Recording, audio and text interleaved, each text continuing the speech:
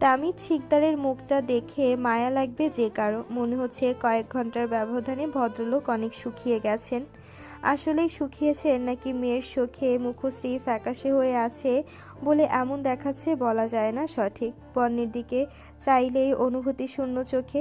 ছেলেটাকে আজ ভোর রাতও বিধ্বস্তের মতো লাগছিল, তবে বিগত কয়েক ঘন্টা যাবৎ মুখের ভাবটা অদ্ভুত হিংস্র হিংস্র দেখাচ্ছে।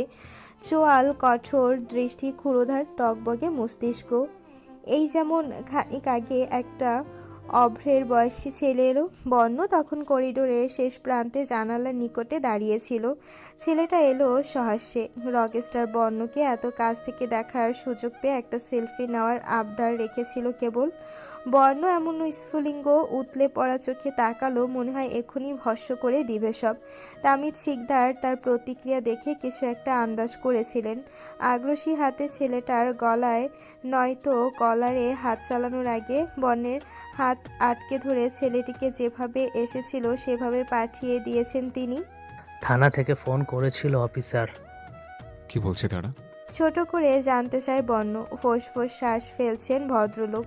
বোধহয় মেজাজ ক্ষিপ্র হচ্ছে। নিরুপায় হয়ে মেয়েকে খুঁজে বের করতে তাদের মুখাপেক্ষী হয়েছিলেন তিনি। কিন্তু এরা কথায় বলে না, যার হারায় সেই বোঝে। তারা হাল ছেড়ে দিল অল্পতেই। ওনার দুঃখ ভঙ্গুর অবস্থা তাদের ছুঁতে পারেনি। পরে বর্ণ পেয়েছিল সুখের ঠিকানা, কিন্তু কিভাবে? এসব কি চাচ্ছ? ফুলের এই অবস্থার সাথে তোমার কোনো যোগসূত্র আছে? আই মিন টু সে, আগে কোনো আজ পেয়েছিলে? তামিদ শিকদার মনে পড়ার মতো করে উপর নিচ মাথা ঝাঁকিয়ে ফোন বের করলেন নিজের। কোম্পানি ৩.৫ কোটি টাকার ডিলে আবদ্ধ হয়েছিলেন কয়েকদিন আগে। এর আগে থেকে একটা আননোন নাম্বার বারে বারে ফোনে হুমকি দিয়ে যাচ্ছিল ডিল ক্যান্সেল করতে, নয়তো যে কোনো সময় যা কিছু ঘটিয়ে দিতে পারে। তিনি সেসব আমলে নেননি। গত ৬ দিন পর্যন্ত অপর পক্ষ থেকে কোনো আভাস না পেয়ে ভেবে নিয়েছিলেন হয়তো সে অথবা তার হাল ছেড়ে দিয়েছেন। ভদ্রলোক হঠাৎ চমকে তাকালেন। গা শিরশির করে উঠল যেন। বন্য ও কাল এম পাঠিয়েছিল আমার আম্মার কলেজের থেকে বের হওয়ার ভিডিও দেখেছিল। আমি এখন দেখছি এটা, কাল কেন দেখলাম না? হতাশায় চুল টেনে ঠোঁট কামড়ে চোখ বন্ধ করে নিলেন ভদ্রলোক। গা দুলে উঠছে থরথর। এটা কাল চোখে পড়লে হয়তো আজ সুখে এমন পরিস্থিতিতে থমকে যেতে হতো না। সব দোষই তার। ভিডিওতে সুখ কাঁধে ব্যাগ চেপে কলেজের ফটক থেকে বের হচ্ছিল। ডাকার আগেই একটা ট্যাক্সি তার সামনে এসে থামলো। এরপর সে চড়ে বসতেই কিছু ছুটে চলে গেল। ভিডিওর সাথে একটা মেসেজ। মানা করেছিলাম, শুনিসনি? তুলে নিয়ে যাই তোর আদরের দুলানি মেয়েকে। এতে আমার একটা সুবিধা হবে জানিস? মুখে কাপড় বাঁধতে হবে মেয়েটার। বেচারি বাঁচাও বাঁচাও বলে সাহায্যটা চাইতে পারবে না। কি করণীয় দৃশ্য! আফসোস, বাট ইন্টারেস্টিং। এবার মজা আসবে। লেখাগুলো গভীর মনোযোগে ৬-এর অধিকবার পড়ল বর্ণ। প্রতিবার পড়ার সাথে সাথে ধীরে ধীরে মুখশ্রী রং পাল্টাচ্ছিল কঠোর থেকে নিষ্ঠুরতায়। কপালের দুপাশের শিরা ফেপে উঠছে ক্রমশ, ধপধপ করছে। একসময় কপালে হাত রাখলো বর্ণ। স্লাইড করতে করতে ভীতি জাগানিয়া স্বরে হিসিয়ে বলে ধীর গলায়। পিপিলিকার পাখা গজায় মরিবার ধরে। যারা ফুলের এই অবস্থার জন্য দায়ী, তারা এক্স্যাক্ট কেমন শাস্তি ডিজার্ভ করে। You know what? ৭ তলা ভবনের বিশাল বড় হসপিটাল। লোকজনের চাপা গুঞ্জনে বিরক্তিতে মুখ ভেঙে চসূচক শব্দ ছুঁড়ে মাথা চুলকানোর ন্যায় গমগমে আওয়াজে মুখরিত চারপাশ। ৪ তলার প্রকাণ্ড করিডোরের শেষ প্রান্তে দাঁড়িয়ে আছে তারা। এদিকটায় লোকের আনাগোনা তেমন একটা নেই। তামিদ শিকদার হাত মুঠো বদ্ধ করে চেষ্টা করেন নিজেকে সামলে নেওয়ার। চোখ মুখে শক্ত করে অধৈর্য হুঙ্কার সারেন। আমি ওই শোরের বাচ্চাগুলোকে নিজ হাতে খুন করব। কন্ট্রোল ইয়োরসেলফ চাচ্ছ। গম্ভীর থমথমে মুখে আচমকা ঠোঁট এলিয়ে হাসে বর্ণ। তার ছিল মিশ্রিত মৃদু হাসি। উভয় হাতের আঙ্গুলে আঙ্গুল চালিয়ে কর ভেঙে ফিসফিস করার মতো বলল নাক ছিটকে। আইন নিজের হাতে তুলনার কথা ভাবনাতে আনো না প্লিজ।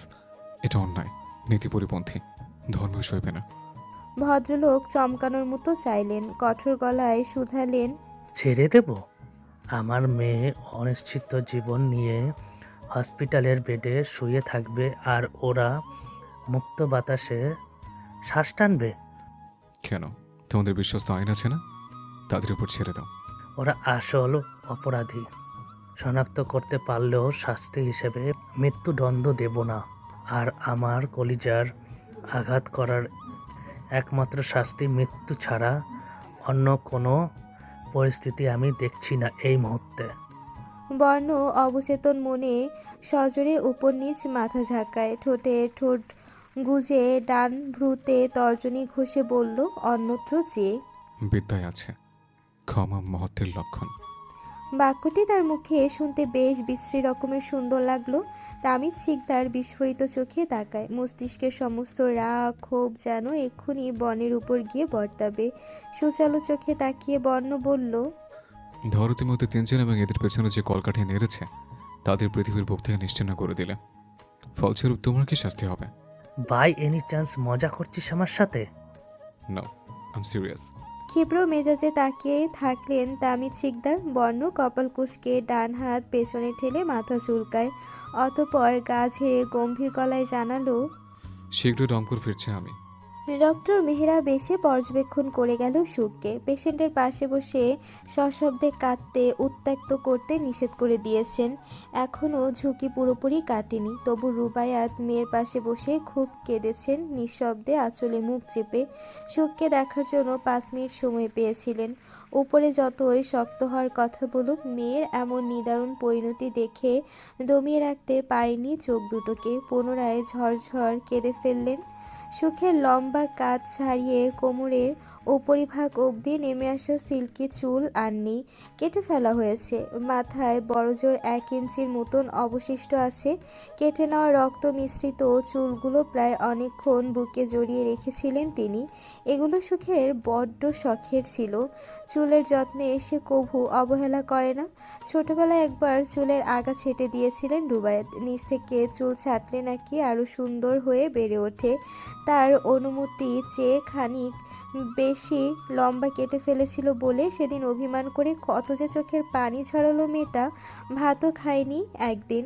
সুখ যদি এখন চোখ মেলে দেখে তার চুল নেই, তখন কেমন প্রতিক্রিয়া দেখাবে? নিশ্চয়ই খুব খুব কাঁদবে, কেঁদে বুক ভাসাবে, নাক টেনে অভিমানী চোখে আম্মুকে বলবে, অন্তত তুমি তো জানতে আমি চুলগুলোকে কত ভালোবাসি, তা ওদের কেটে ফেলতে দিলে আম্মু। মাথার 1/3 অংশে ধবধবে সাদা ব্যান্ডেজ, ব্যান্ডেজের একাংশে রক্তে ভেসে উঠে রক্তিম হয়ে আছে। স্লাইন চলছে, মুখে অক্সিজেন মাস্ক, হাতে ক্যানেল। 4th ফ্লোরের একটা নির্জন কক্ষে হসপিটালের বেডে নিশ্চুপ ঘুমিয়ে আছে সুখ।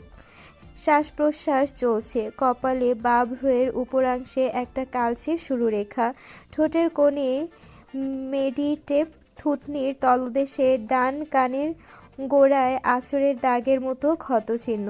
বর্ণ নিরলস তাকিয়ে রইল। পরনে হসপিটালের সবুজ পোশাক, নিথর মন সেখানে। ভাবনার এক মুহূর্তের জন্য কোথাও যেন ফেরার। কক্ষ ফাঁকা প্রায়, কেবলমাত্র দুজনকেই চোখে পড়ছে, বেডে ঘুমন্ত সুখ আর তার দিকে এক দৃষ্টিতে চেয়ে থাকা বর্ণ। সুখের মাথার বাঁ পাশে হাত ঠেসে দিয়ে খানিকটা ঝুঁকে গেল, অপর হাতটা তুলে ধীরে সুখের চোখের কাছাকাছি টেনে নিয়ে গেল। চোখের কানিশ বেয়ে এক বিন্দু অশ্রু গড়িয়ে পড়ল। সন্তর্পণে বর্ণ সেটা তর্জনীতে তুলে নিয়ে পুনরায় হাত গুটিয়ে নিল আস্তে করে। গত 2 দিন ধরে কত নিশ্চিন্তে ঘুমিয়ে আছিস, ক্লান্ত হচ্ছিস না? এবার চোখটা তো খুলে থাক। তোকে ঘুমন্ত অবস্থায় একদম বাজে দেখায়। উঠে পড় আর আমার আদেশের বিরোধ কর দেখি। কয়েকদিন ধরে দেখলাম কাজটা ভালোই পারিস। সুখের কানে পৌঁছালো কি তার কথাগুলো? বর্ণ কি বুঝতে পারলো তার অজান্তেই সুখ আবারও তার বিরোধ করলো? এই যে বর্ণ তাকে জাগতে বলল, অথচ সুখ নীরবে চোখ বুজে আছে প্রত্যুত্তর না করে। এটা কি বর্ণের কথার বিরোধ না? বর্ণ অন্যমনস্ক হয়ে সুখের চোখের দিকে অপলক চেয়ে রয়। দৃষ্টি প্রখর হয় হঠাৎ। ছোটবেলায় খেলার ছলে একদিন কোথাও একটা কপালে চোট লেগেছিল সুখের। বয়স আর কত হবে? আনুমানিক 3। প্রকৃতিতে তখন শীত শীত আবহাওয়া। ঠান্ডা জিনিস খাওয়া পুরোপুরি নিষেধ। আইজা আইসক্রিম ফ্রিজে রেখে তালা মেরে দিয়েছে। বর্ণ কৌশলে চাবিটা হাতিয়ে ফ্রিজের কাছে চলে গেল। সঙ্গী নিল ফুলকেও। পাশেই দাঁড়িয়েছিল ছোট্ট ফুল। তা তার খেয়ালই ছিল না। টেনে খোলার সময় ফ্রিজের কোণ লেগে সুখের কপালের মেডিটেপ লাগানো চোটে বাড়ি খেলো। মুহূর্তে যন্ত্রণায় দুঃখে কাতর মুখে বাচ্চাটা কেঁদে উঠল। জোরে শব্দযোগে কাঁদতে পারত না সে। ফুপিয়ে ওঠে। বর্ণ কি করবে খুঁজে পায় না তৎক্ষণাৎ। ছোট্ট সুখের মুখখানা হাতের আজলায় করে আঘাতপ্রাপ্ত জায়গায় ঠোঁট দাবিয়ে চুম্মু এঁকে দিয়ে বলল, কাঁদে না ফুল, আদর দিয়েছি না, এখনই ভালো হয়ে যাবে। সুখের কান্নারা থেমে গিয়েছিল পরপর। ফ্যাল ফ্যাল করে চেয়ে থেকেছিল হয়তো আব্বু আম্মুর পর তৃতীয় কেউ এভাবে চুমু দেওয়ায়। বর্ণের কপাল সংকুচিত হয়। দৃশ্যটি বহু বছর পর হানা দিয়েছে মনে। যেভাবে সেদিন কান্না থেমেছিল সেভাবে আজ কি ফুল চোখ খুলবে যদি কপালের কাটা রেখার একটা কোমল চুমু আঁকে? সুখের কানের কাছে মুখ বাড়িয়ে দেয় বর্ণ। তোকে কষ্ট দিয়েছে নিশ্চয়ই, আমার উপস্থিতি এখন আর তোর হৃদয় প্রফুল্ল করে না। It's normal. ঢোক গিলল একটা। ফট করে বলল, একটা কিস করে ছোটবেলায় কেমন কান্না থামিয়ে দিয়েছিলে, তেমনি এই কোমটোমা ছেড়ে উঠে যা। হ্যাঁ, আমার কথা ছাড়। তুই তো তোর মা বাবাকে ভীষণ ভালোবাসিস না? দেখে আয়, তার কাছে তোর শোকে। Hurry up. সুখ নিশ্চুপ অনর। বর্ণ জিভে ঠোঁট ভিজিয়ে নেয়। তার কি হলো কে জানে। কপালের কাটা রেখায় তাকিয়ে থাকে সুখের। একটা চুমু দেওয়াই যায়। সুখ যদি না ওঠে এই বদ্ধ কক্ষের, এই কথাটি সে ছাড়া কেউ জানতেও পারবে না কখনো। স্বয়ং ফুলও না। পূর্বের মতো ঈর্ষো ঝুঁকে বর্ণ ঠোঁট এগিয়ে নিয়ে যায়। উষ্ণ শ্বাস আছড়ে পড়ছে সুখের মুখে চোখে। ঠোঁট যখন কপাল ছুঁইছে বর্ণ থমকে গেল আচমকা। সুখের শ্বাস প্রশ্বাস অস্বাভাবিক হচ্ছে ক্রমশ। জোরে জোরে শ্বাস টানছে। চোখ পাকিয়ে হার্টবিট পর্যবেক্ষণ যন্ত্রের দিকে তাকিয়ে দেখে সমুদ্রের উত্তাল ঢেউয়ের মতো সুখের হার্টের বিটিং ঊর্ধ্বগতিতে উঠছে তো আবার নামছে। তড়িৎ দু কদম পিছু সরে আসে বর্ণ। শরীর ঘামছে তার। ঘাড়ে গলায় হাত মালিশ করে বুকে হাত রাখে চেপে ধরল। হৃদযন্ত্রের ছটফট বাড়ছে। আচমকা সম্মিতি ফিরল যেন। খানিক আগে কি করতে যাচ্ছিল ভেবেই গলা খাকারি মাথার চুল টেনে ধরল। মনে হলো খানিক আগে সে তার নিজের নিয়ন্ত্রণেই ছিল না। বর্ণ ঢোক গিলে চাইল সুখের দিকে। শ্বাস প্রশ্বাস পুনরায় স্বাভাবিক হচ্ছে তার। বর্ণ ঠোঁট কামড়ে সরু চোখে আবার এগিয়ে গেল সুখের দিকে। বলল অদ্ভুত সুরে, অচেতনে আমার উপস্থিতি তোর হার্টবিট করে।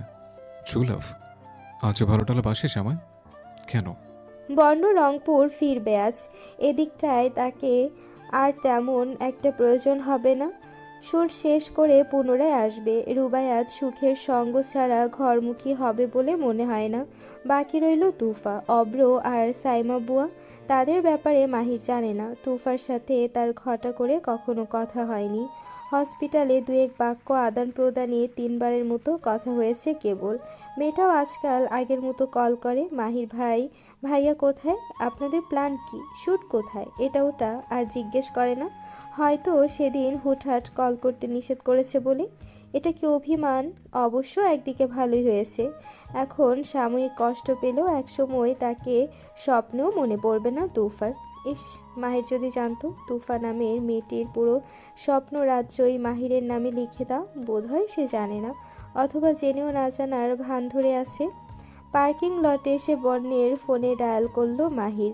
পারলে যে এখনই এই মুহূর্তে রংপুর যাওয়ার তাড়া দিয়ে তাকে গাড়ির নিকট পাঠালো। ভদ্রলোকের আভাস মাত্র নেই, অথচ বহুরূপী ভদ্রলোক। মুখে মাস্ক চেপে দুহাত পকেটে পুরে বুককে সিধে করে দাম্ভিকতার সাথে এগিয়ে চলল বর্ণ।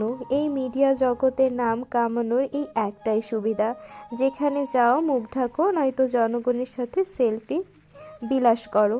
মাহির প্রায়শই বলে, স্যার আপনি বডিগার্ড কেন রাখছেন না? আপনি আগে আগে হাঁটবেন আর পিছে বডিগার্ড, তখনই তো সেলিব্রিটি ভাবটা গভীর হবে। আমি একাই 100।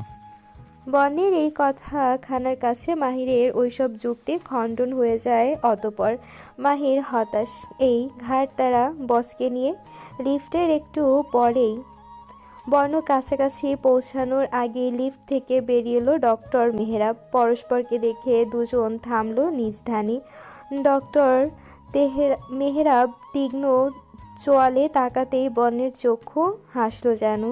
আলগোছে হাত বাড়িয়ে দিয়ে বলল ভ্রু উঁচিয়ে, আসবেন বর্ণ। ডক্টর মেহরাব তীক্ষ্ণ চোখে তাকাতেই বর্ণের চক্ষু হাসলো যেন। দু চোখের কার্নিশ হালকা কুঁচকে আসে, তাতে খেলা করে দুষ্টুমি মিশ্রিত গাম্ভীর্যতা। আলগোছে হাত বাড়িয়ে দিয়ে পরিচয় দেওয়ার মতো করে বলল ভ্রু উঁচিয়ে। আসবেন বর্ণ। মেহরাব হাতটার দিকে চেয়ে সৌজন্য হাসে, হ্যান্ডশেক করে বলে রকস্টার। কাঁধ ঝাঁকায় বর্ণ, দৃষ্টি চঞ্চল পাখির মতো ডানে বায়ে ঘোরে। হাত গুটিয়ে মেহরাব বুকে ভাঁজ করে ছোট ছোট চোখে বলল দ্বিধা মিশ্রিত গলায়, মেবি গানের জগতের বাইরে গিয়ে আপনাকে অন্যভাবে চিনি, দেখেছি। কিন্তু আমার তরফ থেকে আমাদের সাক্ষাৎই প্রথম। ইতিপূর্বে আপনাকে কখনো দেখেছি বলে মনে হয় না। জিভে চুকচুক শব্দ তুলে বলে। সরি। সময় ব্যয় না করে মুখের উপর নাকচ করে দিয়ে মৃদু হাসল বর্ণ। তার কণ্ঠে কোনো ইতস্থ বা সংকোচ ছিল না, অবশ্য থাকার কথাও না। এভাবে মুখ চালাতে সে বরাবরই পটু। ডক্টর মেহরাব কিঞ্চিত অপমানিত বোধ করলো, তা প্রকাশ না করে অপ্রস্তুত হাসল। ঘাড় ইচ্ছু ঝুঁকিয়ে তর্জনীতে কপাল চুলকে বলে, হতে পারে আমার দেখার ভুল। আপনার বোন নাকি? তার শেষের ইঙ্গিত ছিল সুখের দিকে। এক মুহূর্তের জন্য বর্ণ থমকালো। ফুল তার বোন? অনেকটা তেমনই, তবে ভেতর থেকে কেউ একজন বিরোধ করে উঠল যেন। অযথায় শীতল মেজাজ বিগড়ে যেতে ধরে।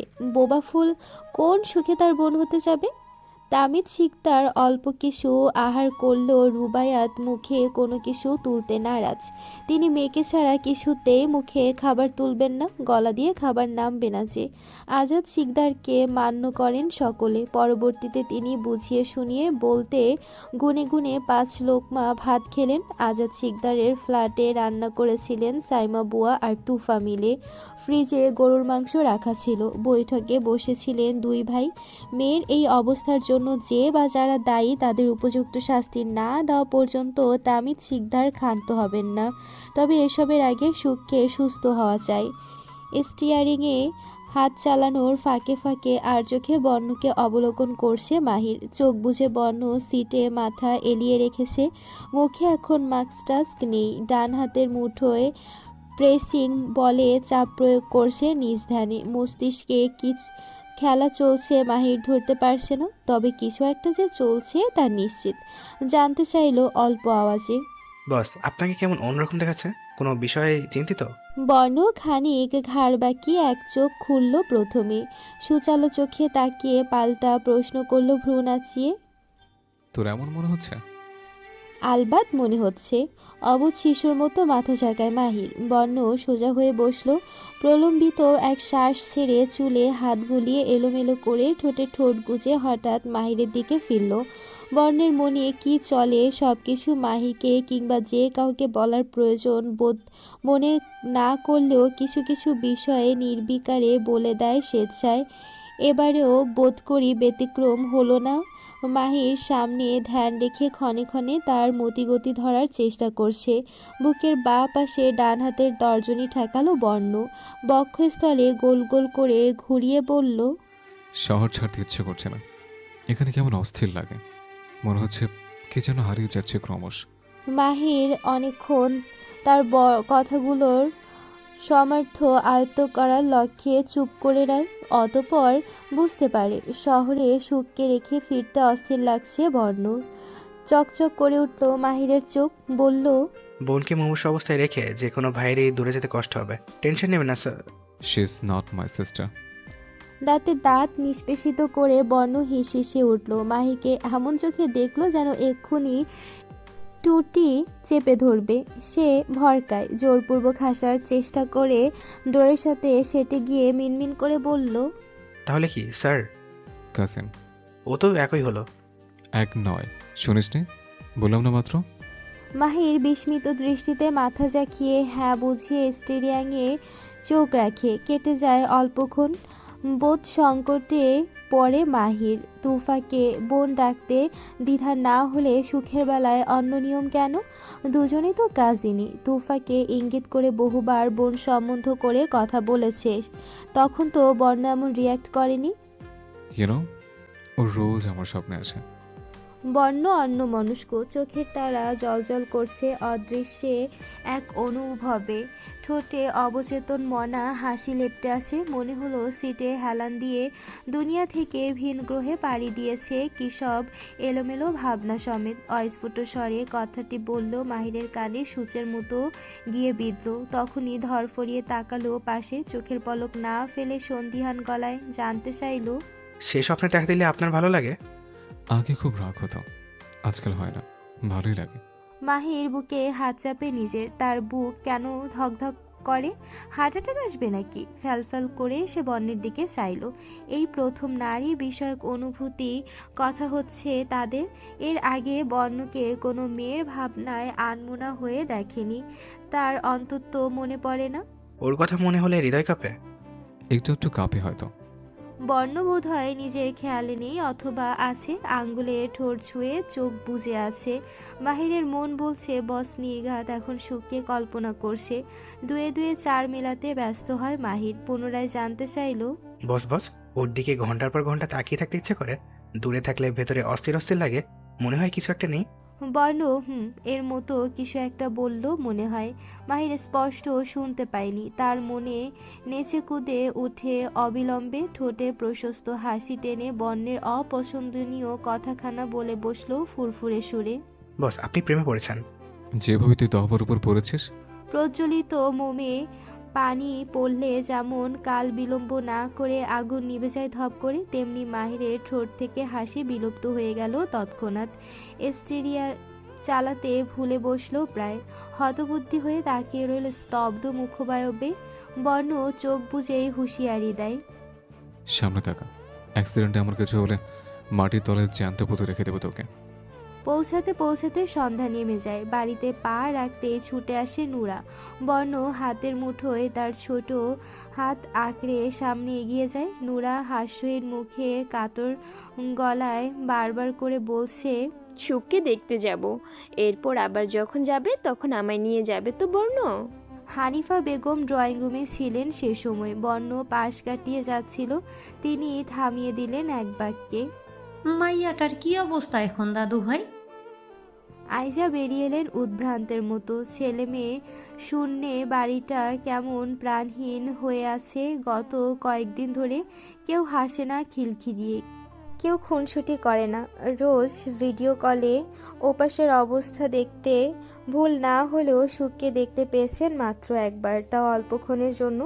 বর্ণ ফিরবে তা মাহির অবগত করে দিয়েছিল। হানিফা বেগমের প্রশ্নে বুঝতে পারলেন তিনি সহ সকলে বর্ণের অপেক্ষায় বসেছিল। যদিও সকলে বলতে বর্তমানে হানিফা বেগম, নুরা এবং আইজাই আছে। হানিফা বেগমের মাইয়াটার কি অবস্থা? প্রশ্নটার উত্তর একদিন আগে অবশ্য তামিদ শিকদার দিয়ে দিয়েছিলেন। শুনে কি করবেন আম্মা? মৃত্যুর সাথে লড়ছে আমার মেয়েটা। আপনি তো ওকে কখনো মেনেই নেননি। নাতনি হিসেবে খুশি হন এবার। ফোনের এপাশে থম মেরে বসেছিলেন বৃদ্ধা। খানিক পর ধরে আসা গলায় জবাব দিয়েছিলেন, ওরে আমি কোনোদিন আদর দেই নেই, তা ঠিক, কিন্তু ওর সাথে এমন কিছু হোক এটাও চাই নেই বাপ। ওর এখন কি অবস্থা তুই একবার নিজের মুখে আমারে ক না। বড় বৌমা কয় ও নাকি ঘুমাইয়া আছে, কখন উঠবে কেউ জানে না। হানিফা বেগম এবং আইজার যা যা প্রশ্ন কিংবা উৎকণ্ঠা তার উত্তর দিয়েছে মাহির। আইজার সাথে দুয়েক বাক্য কথা শেষ করেই বর্ণ নিজের কক্ষে চলে গিয়েছে তখন। আমিন সর্দার তামিদ শিকদারের মতোই একজন বিজনেসম্যান। লস খেয়ে বিজনেস প্রায় লাঠে ওঠার পথে। এবারের 3.5 কোটি টাকার ডিল হাতছাড়া হয়ে গেলে পথে বসা থেকে কেউ আটকাতে পারবে না। কিন্তু এই পথে বাধা ছিলেন শিকদাররা। ডিল পাওয়ার সম্ভাবনা তাদের বেশি রয়েছে, তাই ফোন কলে নিয়ম করে হুমকি দিতেন তামিদ শিকদারকে। ডিল ছেড়ে না দিলে যে কোনো এক দিক দিয়ে যে কারো ক্ষতি করে দেবে। রাত 9টা। শহরে ধূসর কালো আঁধারের হাতছানি। রোডে ছোট বড় যানবাহনের চলাচল লেগেই আছে। আমিন সর্দার বাড়ি ফিরেছিলেন পায়ে হেঁটে। কাছেই ওনার 3তলা বাড়িটি। স্ত্রী এবং 4 সন্তান নিয়ে সেখানেই তার বসবাস। হঠাৎ একটা গাড়ি এসে থামল। আমিন চলা থমকে দিয়ে তাকাতেই চোখের পলকে তাকে কোনো একটা দানবীয় হাত হিঁচড়ে তুলে নিয়ে সাই সাই করে চলে বাকি গাইদের সাথে মিলে মিশে গিয়ে একসময় কোথাও ফারার হয়ে গেল। শরীর জুড়ে হিমশীতল স্রোত বয়ে গেল যেন। থরথর কেঁপে ওঠে আমিন সর্দার। অত্যাধিক ভয়ার্ত দৃষ্টিতে ফ্যালফ্যাল তাকিয়ে রয় বোবা চোখে। একটু আগে কণ্ঠ ছেড়ে যেই চিৎকার ভেসে উঠেছিল এখন তা পুরোপুরি গায়েব। অনড় শরীরে থম মেরে দম আটকে চোখ কিঞ্চিত গলার দিকে নামালো সে। একটা ধারালো চাকু গলার ডান দিকে এসে ঠেকেছে। চেঁচিয়ে ওঠার অপরাধে খানিক বিঁধে গেছে সেথায়।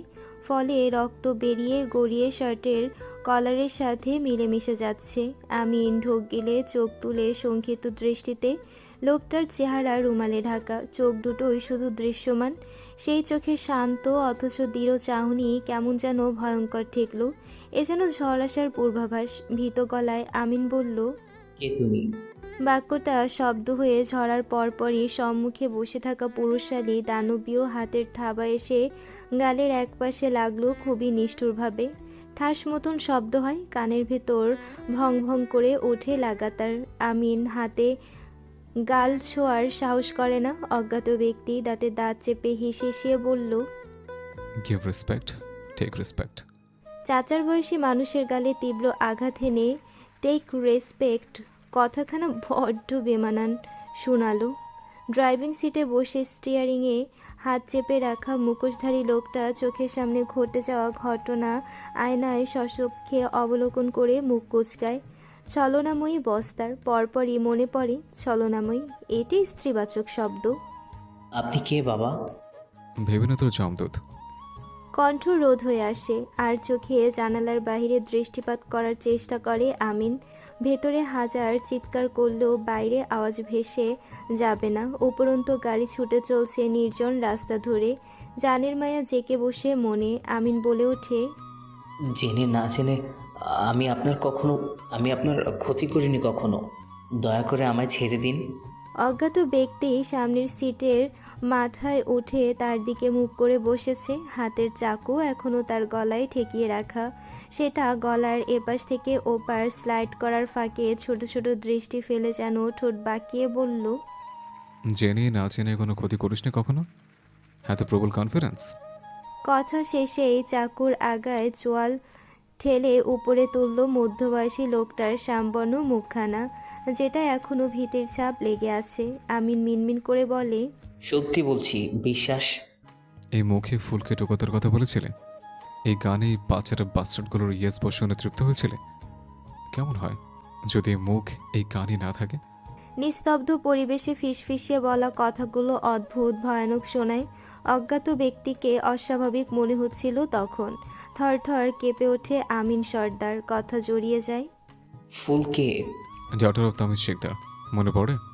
হতভম্বে মুখে একবার ডানে বায়ে তো একবার উপর নিচ মাথা জাকিয়ে গড়গড় করে বলল আমিন।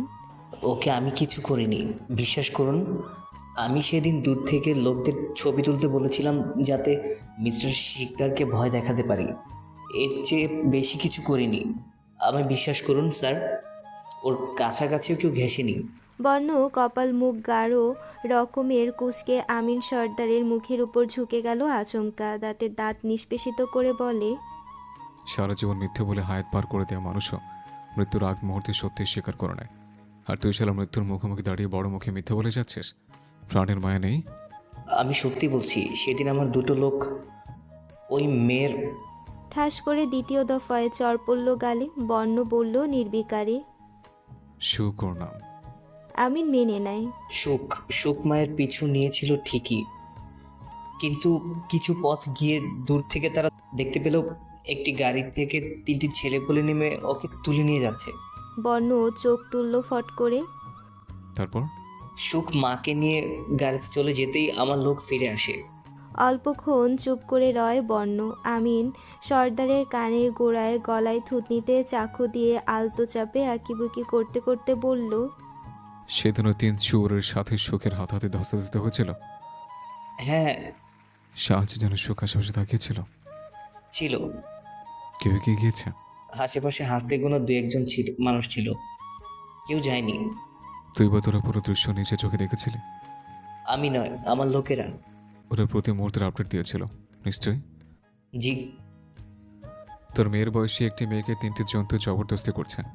সে সাহায্য চেয়ে কোনো আওয়াজ বের করতে পারছে না মুখ দিয়ে, কিন্তু কাতুর চোখে আশেপাশে তাকাচ্ছে, হয়তো কেউ এগিয়ে এসে তাকে প্রোটেক্ট করবে। তোর কি একবার মনে হয়নি ওই হায়নাদের নাগাল থেকে মেয়েটাকে উদ্ধার করে? ফ্যালফ্যাল তাকিয়ে রইল আমিন। মুখে জবাব নেই। সে তো খুশিই হয়েছিল, তার কাজটা অন্য কেউ করে দিচ্ছিল দেখে। এবার শিকদার বেটা বুঝবে মজা। হেল্পলেস মেয়েটা নিজেকে রক্ষা করতে ব্যর্থ হয়ে এটা সহানুভূতি একটা সাহায্যের আশায় আশেপাশে তাকিয়ে যখন দেখলো কেউ এগিয়ে আসবে না, তখন পৃথিবীর মানুষের উপর কতটা অনীহা অভিমান জমেছিল ফুলের, অনুমান করতে পারিস? বর্ণের কথাবার্তাগুলো ফিসফিস আওয়াজে অথচ অঙ্গিভঙ্গি অপ্রকৃষ্টের মতো দেখাচ্ছে। ঝুলে পড়ার মতো আমিনের পাশে ধপ করে বসে কেমন কেমন যেন করছিল। মাহি দ্রুত পিছু ফেরে। আমিন কিছু বলতে নেওয়ার আগে কালো কাপড় পেঁচানো হাতে সর্বস্ব দিয়ে ঘুষি বসালো মুখ বরাবর। গলগলিয়ে রক্ত ছুটে আসে মুখ বেয়ে। দুটো দাঁত গোড়া থেকে উঠে মুখের অভ্যন্তরে কিছু দাঁত নড়বড়ে হয়ে যায়। জিভে ঠোঁট ভিজে মাহির আয়নায় বর্ণের মুখশ্রী দেখার চেষ্টা করে। পেছনের সিটে আছেন মহাশয়। মুখে রুমাল খুলে এক হাতে ঘোরাতে ঘোরাতে অপর হাতে সিগারেট ফুঁকছে। ধোঁয়াগুলো কিছু খোলা জানালা দিয়ে পালিয়ে যাচ্ছে, কিছু গাড়ির ভেতরে মিলেমিশে একাকার। গাড়িতে বর্তমানে তারা দুজন ব্যতীত অন্য কেউ নেই। শুনতো মাহির চট করে তাকালো। বর্ণ কিছু বলতে চাইছে, কিন্তু নজর বাঁচিয়ে এদিক ওদিক দেখছে। সন্দেহ ডানা বাঁধে মাহিরের চোখে। বসকে ইতস্থ করছে কোনো বিষয়? বাপরে, এ তো তবে ভূতের মুখে রাম নাম। কিছু বলতে চান ভাই? এই একটা অভ্যাস তার। সময় সাপেক্ষ সম্বোধন পাল্টায়, কখনো বস, কখনো স্যার, কখনো বা ভাই। কাঁধ দুলিয়ে বর্ণ মাছি তাড়ানোর মতো করে হাত বিছিয়ে বলে, হ্যাঁ। জীবনের এই প্রথম কোনো কথা বলতে বর্ণকে ইতস্থ করতে দেখছে, আর সেটা শুনতে মাহির উদ্গ্রীব হবে না? এমন হয় নাকি আবার? উৎসুক দৃষ্টি মেলে বলল প্রচ্ছল স্বরে। বলুন ভাই। বর্ণ আধ খাওয়া সিগারেট বাইরে ছুঁড়ে ফেলে গলা খাকারি দিয়ে অন্যত্র নজর রেখে বলল হঠাৎ, তুই শিওর আমি ফুলের প্রেমে পড়েছি? জোরে সুরে ব্রেক কষে গাড়ি। বলতে ভুলে গেল মাহির। কেবল বিস্ময় বাকরুদ্ধ চোখে চেয়ে রয় পেছনে ঘাড় ঘুরিয়ে। সে কি সত্যি শুনল? মুখ অফ কর ইয়ার। মশা মাছি নিজেদের বাপদাদের সম্পত্তি মনে করে শেল্টার নেবে। বাধ্যের মতো হুট করে মুখ বন্ধ করল সে। ঠোঁটে মৃদু হাসি রেখা ফুটে ওঠে। প্রফুল্লে চোখের দৃষ্টি দুটি সরায়। বর্ণের কম বেশি রূপ অল্প বিস্তর দেখা হয়েছে ইতিমধ্যে। এবার প্রেমিক রূপ দেখার পালা এলো বলে। এখন তো ছুতো একটা পেয়েই গেছে। বস যদি প্রেমে নাই বা পরে, সে তো উস্কে দেওয়ার জন্য আছে। ফুল। মাহির থেমে যায় পরপর। এই নামে বর্ণ ব্যথিত দ্বিতীয় কারো তার সামনে ডাকা বারণ। অভ্রের মুখে একবার শুনেছিল, কথায় কথায় তাকেও নাকি বিষয়টি অবগত করেছে তুফা। অনেক বছর আগে সমবয়সী খালাতো ভাই বর্ণের দেখা দেখি সুখকে ফুল বলে সম্বোধন করায় এক ঘুষিতে তার নাক ফাটিয়ে দিয়েছিল, আর বলেছিল, ও শুধু আমার ফুল, অন্য কেউ ওই নামে ডাকলে তার শাস্তি এমনই হবে। সেসব অনেক আগের কথা। বর্ণ তখন 9-10 বছরের হবে হয়তো। ওই বয়সে অনেকেই খানিকটা হিংসুটে ধাঁচের হয়, যা তারা নিজের ভাবে তার ভাগ সহজে অন্য কাউকে দিতে চায় না। উপরন্তু ফুল নামটা বর্ণের দেওয়া, তাহলে অন্য কেউ কেন ডাকবে? তুফার মুখে শুনে ঘটনার স্মৃতিচারণ করতে বর্ণকে হেসে হেসে সেবার খুঁচাতে গিয়েছিল অভ্র। অথচ কথা সম্পূর্ণ করতে পারেনি ছেলেটা। ভাইয়ার চোখ রাঙানি সমেত ধাওয়া খেয়ে পিঠ বাঁচিয়ে সুরসুর করে পালিয়ে আসে। আসল মালিককে খোঁচাতে না পেরে পেট গুড়গুড় করছিল অভ্রের। অতঃপর কথাখানা মাহিরকে বলে স্বস্তির শ্বাস ছাড়ে। মাহির দীর্ঘশ্বাস ছেড়ে নিজেকে শুধরে সাহসে বলল, প্রেমে পড়ছেন এতে কোনো ডাউট নেই। সুখের জন্য আপনার কেমন ফিলিংস হয় ভাই? না মানে এক্সপ্লেন করতে পারছি না, শুধু এটুকু জেনে রাখ, ওকে না চালাতে পারলে লাইফটা টু মাচ বোরিং লাগে। আগে এমন ফিল হয়নি, বাট যেদিন থেকে সে ইগনোর করছে আনমনে বলতে গিয়ে সম্মতি ফিরতেই বর্ণ চুপে গিয়ে ভ্রু কুঁচকে তাকায়। মাহির চোখ পাকিয়ে তাকায়। ওকে না জ্বালাতে পারলে লাইফটা টু মাচ বোরিং লাগে। প্রেম ভালোবাসার সংজ্ঞা এমন হয়? স্তম্ভিত গলায় জানতে চাইল ফট করে। সুখ আপনাকে ইগনোর করে? আপনাকে? কিন্তু কেন? তোকে বলবো কেন? যা শুনেছিস ওভার হয়েছে, এইভাবে শুক্রিয়া আদায় কর। রাতে একবার তামিদ শিকদারকে কল করে ওদিকের খবর জেনে নিল বর্ণ। সুখের অবস্থার উন্নতি হয়নি। আজও শান্তির ঘুমে তলিয়াছে মেয়েটা। আম্মুর মমতা মাখা ডাক, আব্বুর স্নেহ সব অগ্রাহ্য করে চোখ বুজে আছে নির্বিকারে। তোফা এবং অভ্র কাল ফিরে আসবে আজাদ শিকদারের সাথে। আইজা যাবে তারপর। হানিফা বেগমও দেখতে চান সুখকে। বৃদ্ধার হঠাৎ পরিবর্তনে সকলে চোখ ফেটে তাকালেও মুখে কেউ কিছু বলেনি। একদিন পরের কথা, বর্ণ সারাদিন বাইরে ছিল, ফিরেছে খুব রাতে। রামসা দরজা খুলে দেয়। বাড়িতে আইজা নেই। আজই আজাদ শিকদার অব্র তুফাকে পৌঁছে দিয়ে ওনাকে সঙ্গে করে পুনরায় ঢাকামুখী হয়েছেন। নুরাকে রেখে যাওয়ার কথা থাকলেও তাকে মানানো গেল না। ফ্লোরে গড়াগড়ি করে কেঁদে দেওয়ার অবস্থা হয়েছিল তার। অগত্যা তাকেও সঙ্গে নিতে হলো। ড্রয়িং রুম ভিড়িয়ে লিফটের অভিমুখে অগ্রসর হওয়ার মাঝপথে থেমে গেল বর্ণ। সোফায় হানিফা বেগম বসা অবস্থায় ঝিমিয়ে ঝুঁকে পড়তে চাইছে ক্ষণে ক্ষণে। বর্ণ ঘুম ঘুম চোখে দাঁড়িয়ে থাকা রমসার দিকে তাকিয়ে পিছু হাঁটে দাদুর কাছাকাছি এসে থামে। ঘুমোনি এখনো? বৃদ্ধা ঘুম ভাব আড়াল করে গলার স্বর যথাসাধ্য গম্ভীর রাশভারী করেন। বৌমাদের অবর্তমানে বাড়ি দেখে রাখার দায়িত্ব আমার। এখন যদি বাড়ির ছেলে রাত বিরতে ফিরে, তখন না ঘুমাই এইভাবে বসে থাকতে হবে। রুমে এসে বর্ণ গায়ের শার্ট খুলে ছুঁড়ে মারে ফ্লোরে। বাথরুমে ঢুকে এই গভীর রাতে আধ ঘন্টা যাবৎ ঝর্ণার নিচে দাঁড়িয়ে থাকে। চুল চুয়ে চুয়ে পানি গড়িয়ে পড়ে। নিজস্ব ধারায় বয়ে যায় নামহীন গন্তব্য। পানির দাপটে হাড় মেনে মাথার চুলগুলো নিস্তেজ শুয়ে থাকে। চোখ পর্যন্ত ঢেকে যায় তাতে। শক্তপোক্ত পেটানো শরীরের নিম্নাংশে ট্রাউজার আর উপরিভাগ উদম। শুভ্র টাওয়াল গলায় ঝুলিয়ে এক প্রকার গাল মুছে মাহিরের নাম্বারে ডায়াল করে। আজ বাড়ি গিয়েছে মাহির। গতকাল বর্ণের সঙ্গ দিতে চোখের পলকে রাত গভীর থেকে গভীর হয়ে যাওয়ায় নিজ গৃহে ফেরা সম্ভব হয়নি আর। শিকদার নিবাসে এসে উঠেছিল ভদ্রলোকের সাথে। আরামের ঘুমের ইজ্জত লুটতে ফোনের সাইরেন বেজে উঠল সশব্দে। মাহির ধরফরিয়ে শোয়া থেকে উঠে পুনরায় ঘুমের কোলে ঢলে পড়ে। ফের বেজে উঠল ফোনখানা। এবারে ঘুমের ঘোরে রিসিভ জড়ানো গলায় বলে, কে বে? বর্ণ দাঁতে দাঁত খেসে বলল, তোর শ্বশুর বাবা বে, জামাদর করবো তোকে। ঘুম ছেড়ে ওঠ। চোখ বুঝে ঘুমের মাঝে শুষ্ক ঠোঁটে হাসলো মাহির। শ্বশুরাপ্পা, তার মানে আপনি জানেন আমার বউ কোথায়? অভিযোগের ঝুলি খুলতে চাইল সে। কত নিষ্ঠুর আপনি! মায়ের কি বাচ্চা, লাথি খাস না বহুদিন। আজ চক জেগেছে? ধমক মিশ্রিত হুঙ্কারে টেনে টুনে চোখ খুলে স্ক্রিনে বুলিয়ে বুক ভরে শ্বাস টেনে উঠে বসে মাহির। বস আপনি? সিসিটিভির যে ওই ছবিটা কালেক্ট করতে বলেছিলাম, করেছিস? জি বস। আমায় পাঠাসনি কেন? পুনরায় গর্জে উঠল বর্ণ। মুখ কুঁচকে কান থেকে ফোন দূরে সরিয়ে আবার কানে ধরে মাহির মৃদু গলায় বলে, মনে ছিল না বস। কক্ষ তখন আধারকে আষ্টে পিষ্টে আলিঙ্গনে লিপ্ত। বর্ণ প্রবেশ করে প্রথমে আলো জ্বালিয়ে দেয়। এটা সুখের রুম। এখানে শেষবার কখন পদচ্ছাপ পড়েছিল ইয়ত্তা নেই। কোনো এক অচেনা টান যেন এই অবধি খিঁচে এনেছে তাকে। বর্ণের অঙ্গ প্রত্যঙ্গরা সবে জানে সে সুখকে অনুভব করতে। মনের অজান্তেই আপনা আপনি এখানে ছুটে এসেছে ধিল্লয়। আশ্চর্যজনক ব্যাপার হলো সে নিজেকে দমিয়ে রাখার কোনো প্রচেষ্টাই করেনি। বরং তার মনে হচ্ছিল এই রুমে এই মুহূর্তে না এলে হৃদয় থেকে খুব দামি কিছু একটা ক্ষয়ে যাবে। বেডে টাওয়াল পড়ে আছে। এটা সেদিন কলেজে যাওয়ার আগে শাওয়ার নিয়ে তাড়াহুড়োয় বেলকনিতে মেলে দিতে ভুলে গিয়েছিল সুখ। স্টাডি টেবিলে বই খাতা বড্ড অবহেলায় ছড়িয়ে ছিটে আসে। ড্রেসিং টেবিলের পাশের ফুলদানিতে ঝাপসা ধুলো পড়ে গেছে ইতিমধ্যে। ঘরের মালিক উপস্থিত নেই। ধুলো জমার ব্যাপারটা খুব একটা অস্বাভাবিক নয়।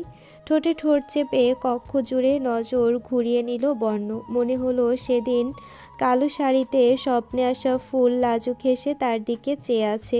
চোখের ইশারায় জানতে চাইছে, খুব বেশি কি মনে পড়ছে আমায়? এত নারাজ কেন?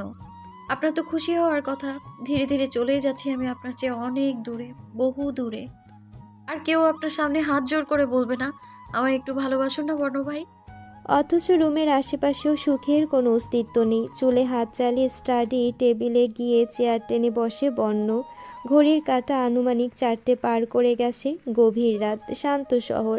টেবিলে থাকা এক একটা বই এপিটোপিট দেখে পাশে ফেলে রাখে। হঠাৎ ভাঁজ করে রাখা বইয়ের মাঝামাঝিতে চোখ আটকে যায়। খুব যত্নে সামনে রেখেছে বুঝতে পেরে বর্ণ আগে পিছে না ভেবে সেটাতে হাত বসালো।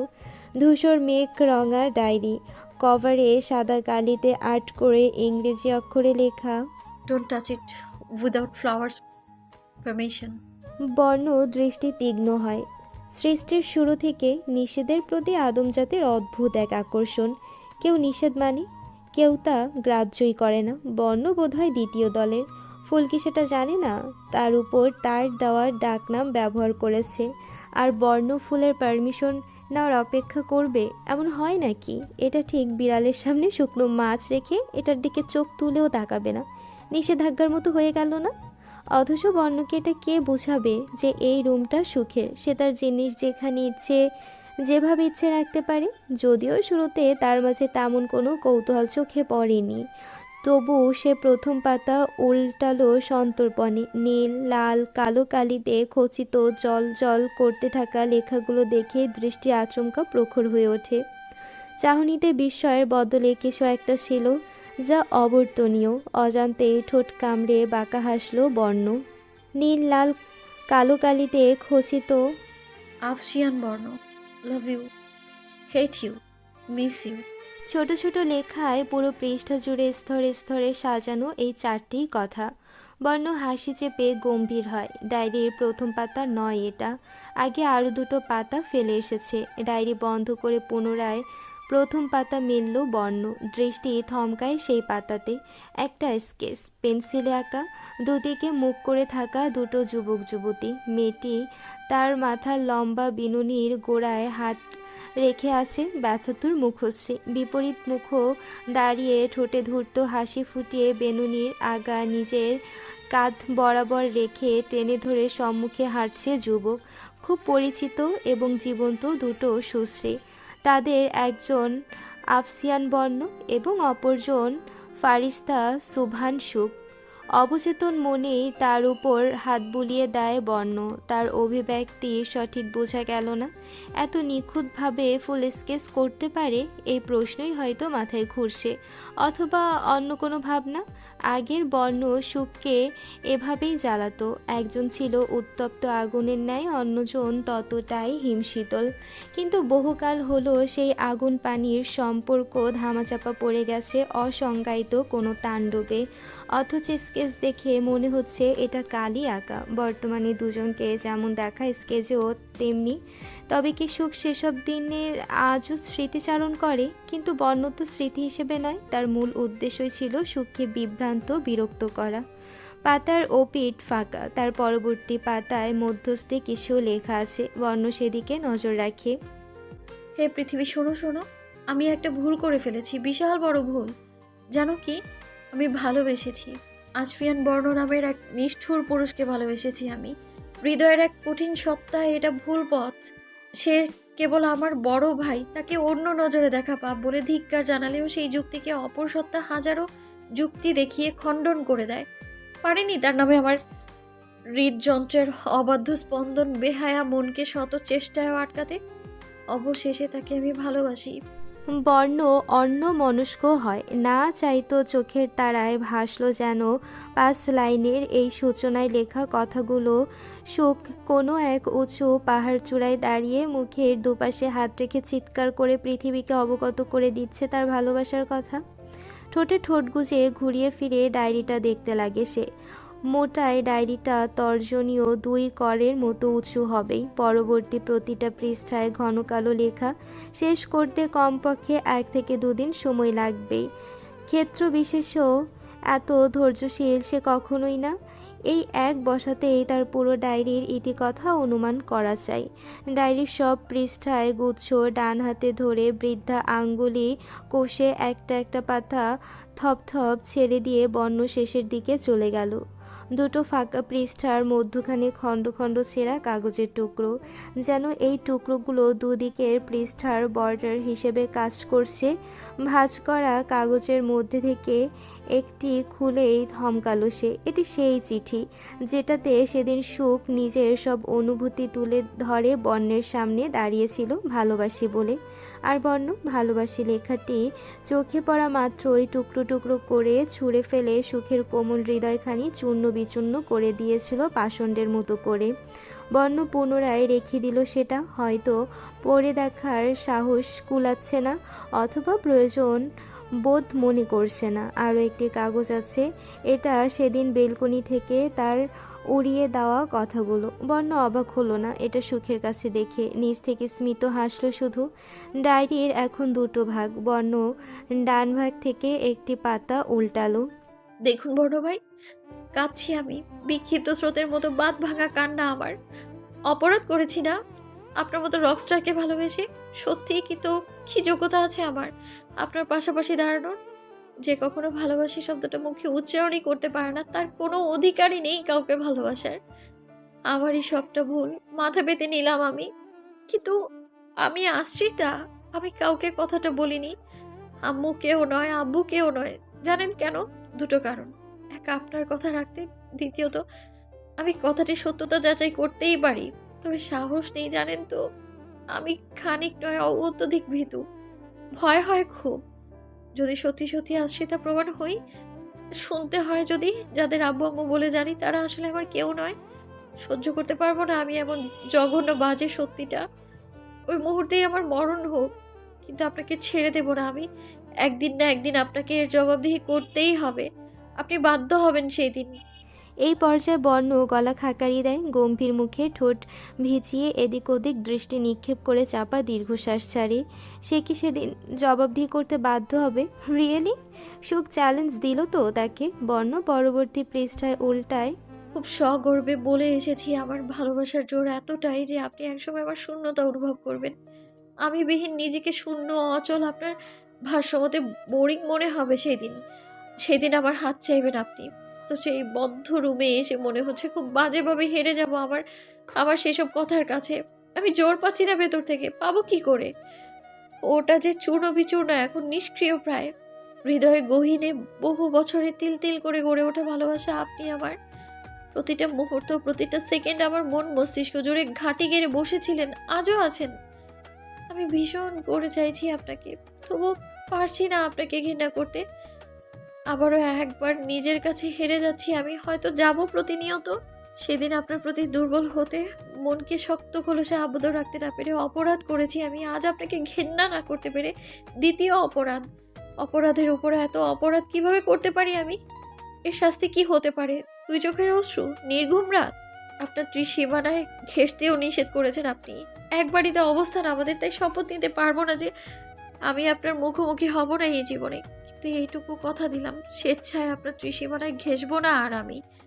খুব বেশি প্রয়োজনে হয়তো কথার খেলাপ করে দূর থেকে এক ঝলক দেখে নেব আপনাকে ফাঁকি দিয়ে। একটু বেহায়া তো, আপনি না বাসলেও আমি যে বাসি। এভাবে আরও কয়েক পাতা নজর বুলিয়ে নিল। সেখানের প্রতিটি শব্দচয়নে তার নামে অভিমান, অভিযোগ, অনুযোগের ঢালি।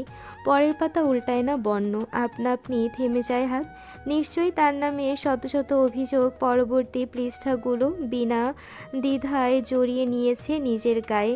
অনুভূতি শূন্য হাসল বর্ণ। কেউ তার নামে অভিযোগ করলে কেন যেন ভীষণ উপভোগ্য লাগে তার কাছে। হৃদয়ে অদ্ভুত এক প্রশান্তি অনুভব হয়। কিন্তু অভিমান? পূর্বে এই মান অভিমানের খেলা কেউ খেলেনি তার সামনে।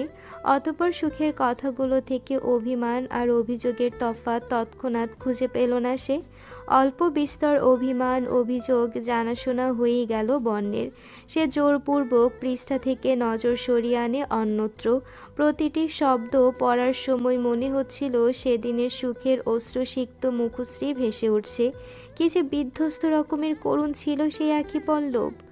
জোর হাতে বোবা স্বরে কী যেন বলতে চাইছে তাকে, হয়তো একটি ভাঙা হৃদয়ের গল্প। সামনের দিকে আগালো না। সে বুঝে নিল ছেঁড়া ডায়েরির ডান পাশের পাতাগুলোর সিংহভাগ কেবলই তার নামের অভিযোগই বহন করছে। বা ভাগে কি লেখা আছে জেনে নেওয়ার গুঞ্জন তোলে মন। পুনরায় পাতা উল্টে বর্ণ শুরুতে চলে গেল একবার। গত কয়েক রাত ঘুমে প্রচুর অনিয়ম হয়েছে, চোখ জ্বালা করছে, তাই স্লিপিং পিল খেয়ে শুতে হবে। ফোঁস করে শ্বাস ছেড়ে চোখ মেলে দৃষ্টি নিবদ্ধ করে একটি পাতায়। আপনি আমার হন বা না হন সে তো ভাগ্যই বলে দেবে, তবে ভীষণ সুখানুভূতি হয় যখন আপনাকে নিজের একান্তই ভাবি। অথচ কি করলেন? কত আনন্দ নিয়ে মাত্রই আপনার সদ্য বের হওয়া গান দেখতে বসলাম আমি একাকী, আর আপনি একটা মেয়েকে জড়িয়ে ধরলেন। কিভাবে পারলেন এমনটা করতে? কানে কানে কি বলছিল ওই ছুড়েলটা? আপনার পাশে অন্য কাউকে কল্পনা করলেও যেখানে আমি হিংসায় স্ফুটিত হয়ে যাই, সেখানে না জানি কে না কে আপনার কাছে এলো, তারপর ছুঁয়ে গেল, কানে কানে কি বলে গেল। আমার স্টেপের অভিনয় না করলে কি আপনার নামটা কমে যেত? আমি ভীষণ ভীষণ অভিমান করেছি আজ, হয়তো আপনি কখনো জানতেই পারবেন না। পৃষ্ঠার কোণের তারিখটা দেখে বর্ণ চোখ বুজে একটি কথা মনে করে ঠোঁট কামড়ে হাসে।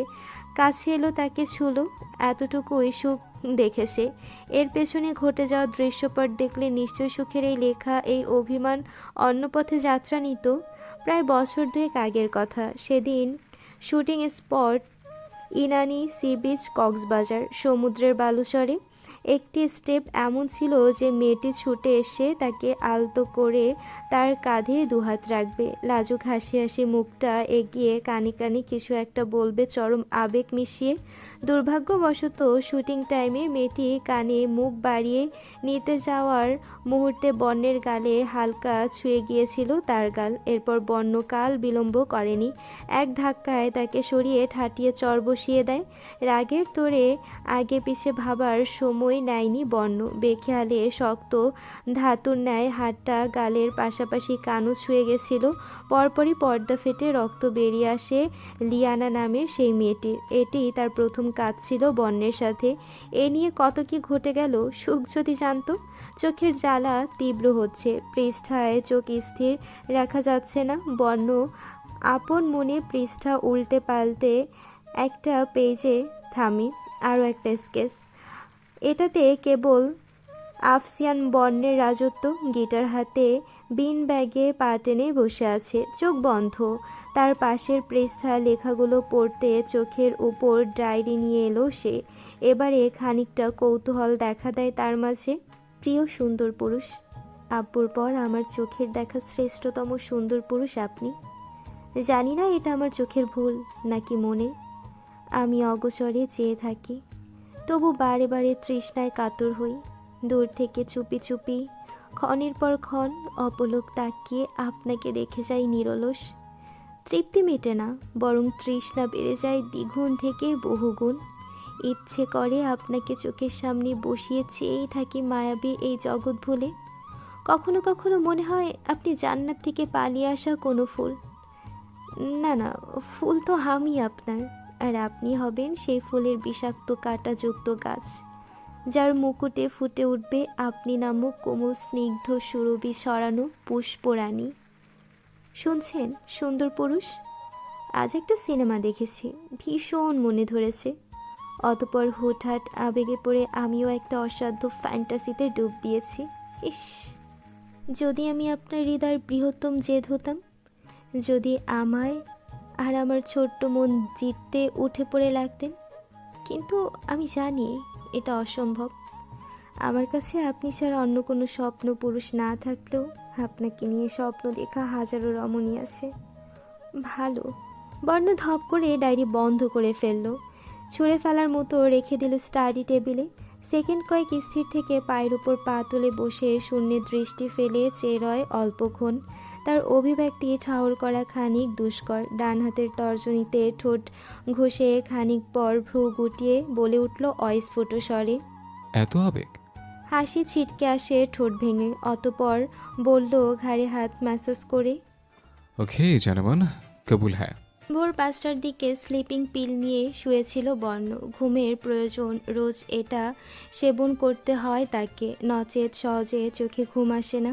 ইচ্ছাকৃত চোখ বুঝতে কিছু ভেসে ওঠে নয়নতারায়, অদৃশ্য ক্ষোভ উপচে পড়ে তখন তার মন মানসিকতায়, যেন আগ্রাসী হিংস্র জন্তুর প্রতিচ্ছবি ফুটে ওঠে চোখে মুখে। তখন আবার নিজেকে নিজে শান্ত করতে ইনজেকশন পুশ করতে হয়, যাতে ঘুমের মেডিসিনও মিশ্রিত আছে। আমিন সর্দার হসপিটালে অ্যাডমিট, দুটো কানে অপারেশন হয়েছে। দাঁতের পাটিতেও তেমন কথা বলতে পারে না, শুনতেও পান না আপাতত। দুরাত আগে বাড়ির সামনে অজ্ঞাত অবস্থায় পেয়েছিল আমিনের বড় ছেলে ফয়েজ। সম্পূর্ণ শরীর অক্ষত, অথচ কান থেকে রক্ত পড়ছিল গলগলিয়ে। রক্তাক্ত মুখশ্রী, দাঁত ঝরে পড়েছে কতগুলো। কাল বিকেলে বন্য পুলিশ সমেত হসপিটাল উপস্থিত হয়েছিল। ভদ্রলোকে গভীর চোখে পর্যবেক্ষণও করেছে খুব মনোযোগ প্রয়োগে। মাস্কের আড়ালে তার অধর বাঁকানো হাসি সকলের অগোচরেই রয়ে যায়। তামিদ শিকদারের ফোনে আননোন নাম্বার থেকে আসা হুমকিস্বরূপ ফোন কল এবং এমএমএস মেসেজ বার্তা সুখে কিডন্যাপিংয়ের পেছনে 70% দায়ী করেছে পুলিশ। বাকিটা আমিন মুখ খোলার পর জানা যাবে। বনু চুপ ছিল পুরোটা সময়। মাহির ওই নাম্বারের ফুল ডিটেলস, কল রেকর্ড এবং বাকি সব বর্ণের আদেশে পুলিশের হাতে তুলে দিয়েছে, যা বর্তমানে আমিন সর্দারের বিপক্ষে কথা বলছে। তামিদ শিকদারের কানেও পৌঁছে গেছে কথাটি। তিনি ফিরবেন দিন দুয়েকের মধ্যে। তার কলিজায় যে হাত রাখার দুঃসাহস দেখিয়েছে, তাকে তো একেবারের জন্য হলেও স্বচক্ষে দেখা দরকার। কিডন্যাপ করেনি স্বীকার করার পরেও বর্ণ তাকে ইচ্ছাকৃত অপরাধী প্রমাণ করার চেষ্টা করছে কেন? এর পেছনে কী কারণ থাকতে পারে? মাহির সব বুঝতে না পারলেও বর্ণের মস্তিষ্কে কী চলছে তা অল্প বিস্তর ধারণা করতে পেরেছে।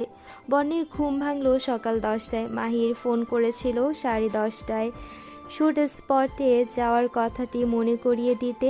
গাড়ি নিয়ে এখন গেটেই দাঁড়িয়ে আছে সে। ইংলিশ বাংলার মিশ্রণে দুটো গালি ছুঁড়ে ফ্রেশ হয়ে বর্ণ অল্পক্ষণ আয়নার সামনে দাঁড়িয়ে বডি স্প্রে করতে করতে নিজের প্রতিবিম্বের দিকে তাকিয়ে রইল সূক্ষ্ম চোখে। শূন্য হাওয়ায় মিশে মিষ্টি একটা গান, মন মাতানো ঘ্রাণ আবেশে ঘুরে বেড়াচ্ছে। নতুন গানে কাজ করছে বর্ণ। এর শুটই সেদিন স্থগিত রেখেছিল, আজ সেটা সম্পন্ন করবে। তুফা সংখ্যায় ভার্সিটি যেতে আগ্রহ দেখাচ্ছে না। সুখের সাথে কি ঘটে গেল এখনও তার কাছে অবিশ্বাস্য দুঃস্বপ্নের মতো লাগে। একটা নিষ্পাপ কোমল প্রাণ ক্ষণিকের ব্যবধানে কিছু জানোয়ারের কবলে পড়ে হসপিটালের বেডে স্তব্ধ হয়ে আছে। সে হাসে না বহুদিন, হাত নেড়ে ইশারায় কথাও বলে না। তুফা প্রতি মুহূর্তে দোয়া করছে এর পেছনে যারা যারা দায়ী তারা প্রত্যেকে যেন কঠোর থেকে কঠোর শাস্তি আর যন্ত্রণা ভোগ করে। বাড়িতে মামিরা নেই, সুখ নেই, নুরানি। নিষ্প্রাণ ঠেকছে সব কিছু। চারপাশের দেয়ালগুলো যেন অদৃশ্য হাহাকারে মত্ত। ভার্সিটি গেলে হয়তো মনটা খানিক হালকা হতে পারে। সকালের ব্রেকফাস্ট নানুর রুমে পৌঁছে দিয়ে অব্রকে নিয়ে বাড়ি থেকে বের হলো তুফা। একা বের হতেও এখন ভয় করতে শুরু করেছে। গাড়িতে হেলান দিয়ে মাহির গেটের বাইরে দাঁড়িয়েছিল, চোখ ডুবিয়েছে ফোনে। গেট পেরোতেই তাকে নজরে পড়ে তুফার। রমণী ঢোক গেলে স্থির দাঁড়িয়ে থাকে, অভিমান জড়ানো দৃষ্টিতে ধীর স্থির চোখ নামিয়ে নেয়। অব্র গাড়ি আনতে গেছে। ছেলেটা অল্প স্বল্প ড্রাইভ করতে পারে অপটু হাতে। তুফার যদিও ভয় কাজ করে, কিন্তু মানুষরূপী জন্তুর কুনজর থেকে অব্রের অপটু হাতের ভুলভাল ড্রাইভিংয়ে মৃত্যুর স্বাদ গ্রহণ করাও সই। সুখের জায়গায় নিজেকে কল্পনা করে গা শিউরে ওঠে তুফার। সুখ তখন নিজেকে কতটা অসহায় বোধ করেছিল কে জানে।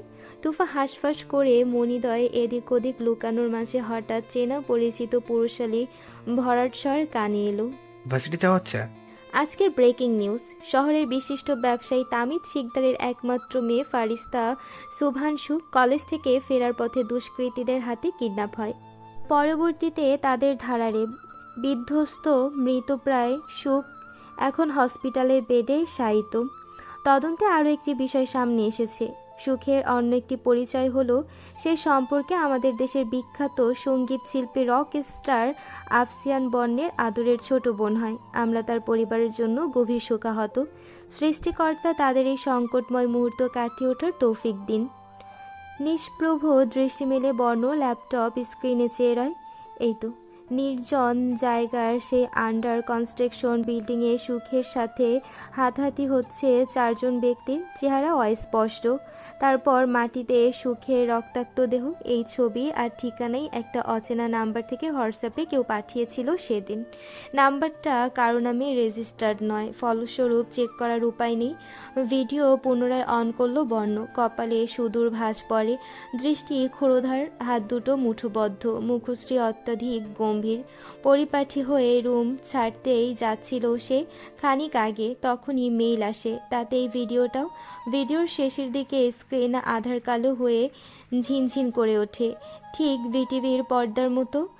আর কোনো দৃশ্য দেখা যাচ্ছে না। ওই আধার স্ক্রিন হতে একটি মেয়েলি চিরচিরে উপহাস মিশ্রিত স্বর ভেসে আসে হঠাৎ। দ্য গ্রেট আসফিয়ান বর্ণ, কেমন দিলাম ব্রেকিং নিউজ? জানি খুব একটা ভালো হয়নি, ফিল্মই কেমন। রাগে খুবই সব কিছু ব্লাস্ট করে দিতে ইচ্ছে হচ্ছে এই মুহূর্তে। হয় আমাদের ভাবনার বাইরে গিয়ে অপ্রত্যাশিত কিছু ঘটলে এমনই অনুভূতি হয়।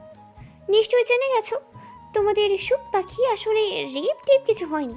বেচারি লোকগুলো শুধু একটু ভয়ই দেখাতে চেয়েছিল, আর অযথাই কিউট মেয়েটা ছাদ থেকে লাফ দিয়ে জীবন দিয়ে দেওয়ার সিদ্ধান্ত নিতেও দুইবার ভাবলো না। মানতেই হবে, দেখতে নিশ্চুপ হলেও তোমার মতো দুঃসাহস নিয়েই করে। সেসব আলোচনা এখন না হয়ে থাক, এবার পয়েন্টে আসি।